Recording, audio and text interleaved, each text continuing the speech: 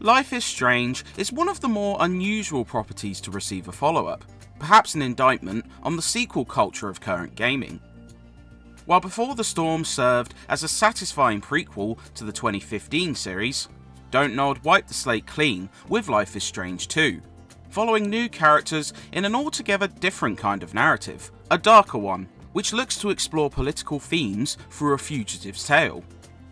While some of the parts that made previous efforts quality are still intact, its lofty ambitions are derailed by mixed episode quality, technical issues, and a combination of slow pacing and a diminished gameplay mechanic.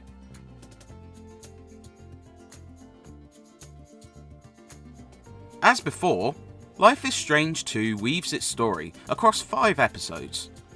Sean and Daniel Diaz are brothers living in 2016 Seattle, as their father Esteban raises both without their mother.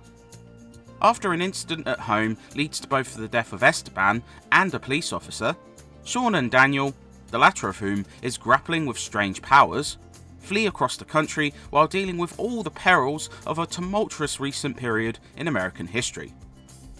While the growth from a teen drama to a political road trip seems natural, the handling of certain themes feels unsteady.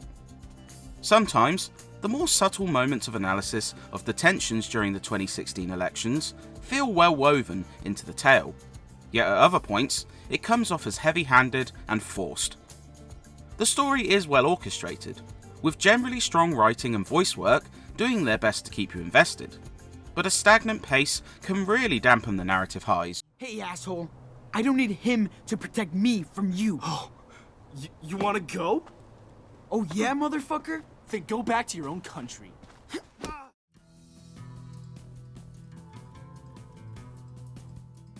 Episodic gaming has often proved an inconsistent experience, likely due to the large delays and changing staff between stopgaps. But even considering this, Life is Strange 2 proves one of the more uneven attempts. The debut episode is excellent, hooking you in with immediately raised stakes, a touching look at the bond between the two brothers, and plenty of intrigue heading into the second episode. Unfortunately, the quality of these begins to diminish quickly. The second episode stirs a sense of deja vu, with a lot of familiar beats covered in the debut episode.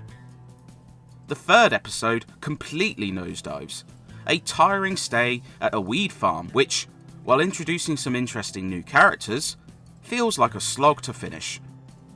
The final 2 episodes attempt to pick up the slack, but suffer from their own issues.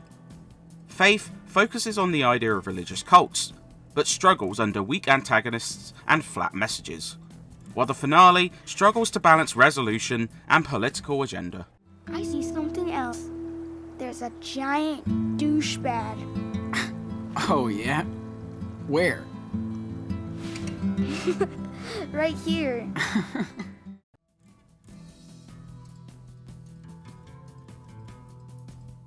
While all of this sounds damning, one key component does redeem part of Life is Strange 2's missteps. Sean and Daniel's bond proves both a compelling thread and one of the most malleable parts of the season. While a plethora of key decisions change the course of the game, it also affects Daniel's perspective on the world, his attitude, and how he will behave. Ranging from the subtle, such as curbing or allowing his cursing, to the major, such as directing traffic during key encounters, these all prove points towards Daniel's morality, as well as his trust towards Sean. His powers can be utilised and made public, or kept a secret and chastised when used. Once you reach the finale, these decisions will have morphed Daniel and can lead to one of several unique endings, easily encouraging another playthrough for those curious about how much can change in Flux. It proves the biggest selling point of this second season. It's okay. You're safe now.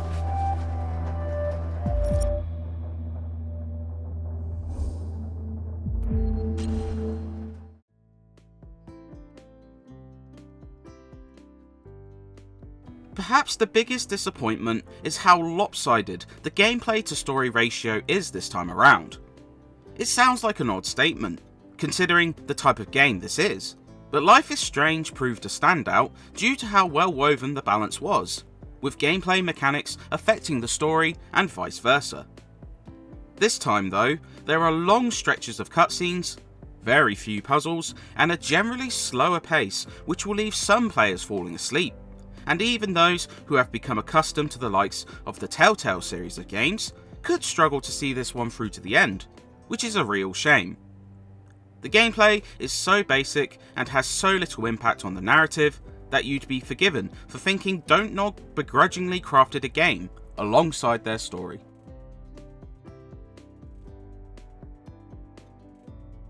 An upgrade to the Unreal Engine 4 sees an overhauled art style for this one, which is a shame as they can be undermined by bugs.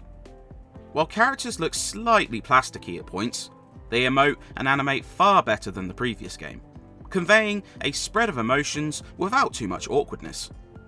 However, performance often struggles during busier moments, animation bugs take you out of the moment, and long loading times drag. Later episodes seem to suffer from bugs even more. The sound avoids these issues, and the voice acting is generally consistent in delivery and effectiveness. The soundtrack, incorporating both a slew of acoustic and indie tracks, fits like a glove, and both the audio effects and their balance with the other sounds is good enough. My chances of scoring tonight are probably 10 times yours. You wish. These fucking planes, man.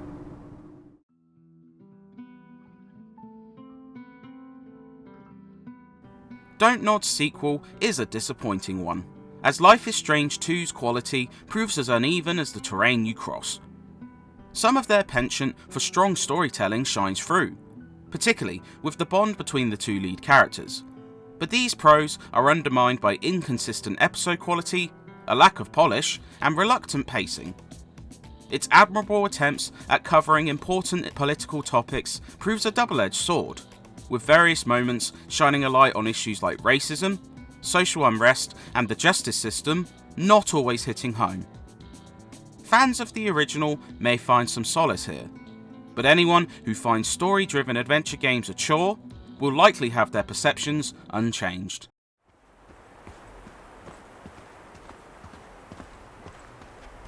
What the hell is that?